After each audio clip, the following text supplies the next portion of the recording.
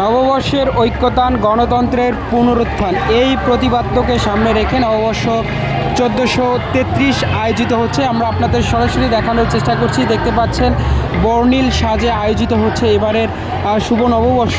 দর্শক, আপনাদের যদি একটু জানিয়ে রাখি, বাংলাদেশের বিভিন্ন প্রান্ত থেকে এই নববর্ষ উদযাপন করার জন্য বিভিন্ন জাতিগোষ্ঠী আজকে এই ঢাকা বিশ্ববিদ্যালয়ে যে চারুকলা অনুষদ রয়েছেন এখানে এসেছেন। এখান থেকে যে আজকের শোভাযাত্রা, সেই শোভাযাত্রা কিন্তু শুরু হয়েছে। এই শোভাযাত্রা দোয়েল চত্বর, শহীদ মিনার হয়ে আবারও এই চারুকলা অনুষদে এসে শেষ হবে। দর্শক, আমরা যদি আপনাদের একটু জানিয়ে রাখি, গত বছরের নববর্ষের তুলনায় এবছরের যে পয়লা বৈশাখ, এটি কিন্তু একটু আমরা আয়োজনে ভিন্নতা দেখতে পাচ্ছি। গত বছর আমরা দেখেছি এই নববর্ষেই ফ্যাসিস্ট শেখ হাসিনার যে আইকনিক চরিত্র, সেই চরিত্রের মুখোশ আমরা দেখেছি, তার অবয়ব অঙ্কন করে পদযাত্রা করা হয়েছে এবং জুলাই গণ অভ্যুত্থানে যারা শহীদ হয়েছিল তাদের স্মৃতির স্মরণে কিন্তু আমরা বেশ কিছু আকৃতি দেখেছি এবং জুলাই স্মৃতিচারণকে ধারণ করার জন্য কিন্তু গত বছর বেশ কিছু আয়োজন করা হয়েছিল।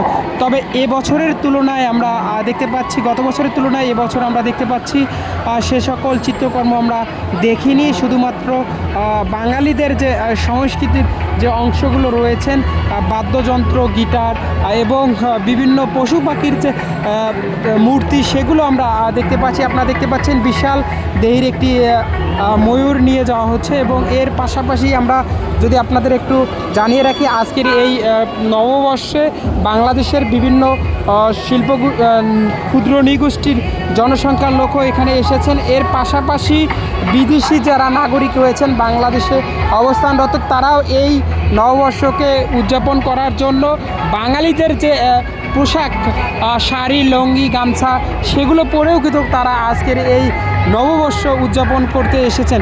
এছাড়াও আমরা লক্ষ্য করেছি আজকের এই নববর্ষকে কঠোর নিরাপত্তা দিতেই পুলিশ, বিজিবি এবং আইনশৃঙ্খলা বাহিনীর যে লোকজন রয়েছেন তারা কিন্তু সর্বাত্মক তাদের যে নিরাপত্তা সেটি কিন্তু দিয়ে রেখেছেন।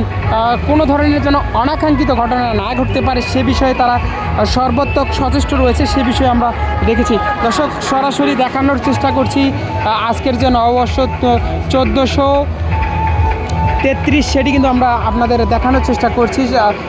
শিল্পকলা একাডেমি এবং ঢাকা বিশ্ববিদ্যালয়ে যে চারুকলা অনুষদ রয়েছেন তাদের যৌথ প্রযোজনায় আজকের এই নববর্ষ অনুষ্ঠিত হচ্ছে, সেটি কিন্তু আমরা দেখানোর চেষ্টা করছি।